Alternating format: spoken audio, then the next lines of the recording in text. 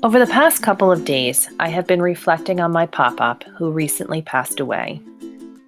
I think about how there are little things throughout my life that will forever be reminders of the influence of this handsome, quiet man who is my Grammy's beloved partner. Whenever I say the word battery instead of battery, it drives my sister crazy, but I inherited it from Pop. Every summer when I tie my growing tomato plants in the garden with old stockings that I used to wear, I learned that from Pop.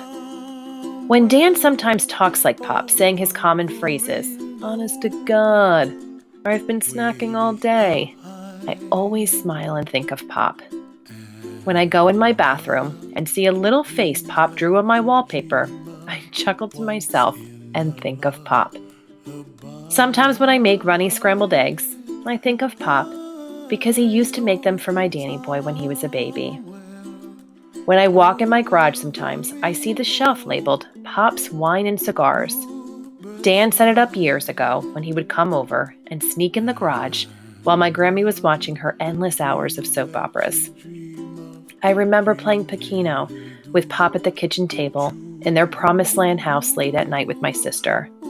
I have memories of Pop sitting outside in a lawn chair, always determined to kill flies with his fly swatter.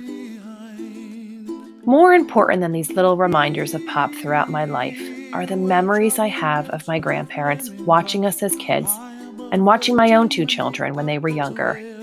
Pop was a quiet man with a great sense of humor. He was the complete opposite of my grandmother, who was definitely more feisty, vocal, and outgoing. Their different demeanors complemented each other, and you could tell they absolutely adored one another. They were this cute little couple who went everywhere together. My grandfather supported my grandmother in whatever she wanted to do. He went apple picking with her. He cooked with her in the kitchen. He sat in the car waiting for her when she went grocery shopping. He added his own little touch to the meal she baked without her always knowing it. He helped her make kiffles in the kitchen. He created combinations of food ingredients that I never would have thought to combine, but he did it because he thought he would like it. Years ago, I said to him that I liked bacon, and from there on out, he made many meals with bacon because he wanted to make me happy. After my grandmother passed, he started saying "I love you" to us when we would say goodbye to him at the conclusion of family visits. I will always remember kissing him goodbye on his clean-shaven, smooth cheek as he squeezed our arms in happiness and gratitude for coming over to visit and spend time with him. Until my grandfather passed, I never really thought about just how incredible he was. I loved my grandfather because he was my Pop-Pop. He had a consistent presence in my childhood and in the lives of my own two children, and I'm forever grateful for the experiences I had with him. He enjoyed the company of his family. He never spoke negatively about anyone. He loved his wife so much. He liked smoking cigars. He liked watching his TV shows. He liked poking around outside and finding little projects to work on. He liked playing cards. He liked tending to his garden. He liked filling molds with cement and putting broken pieces of ceramic or glass tiles on them.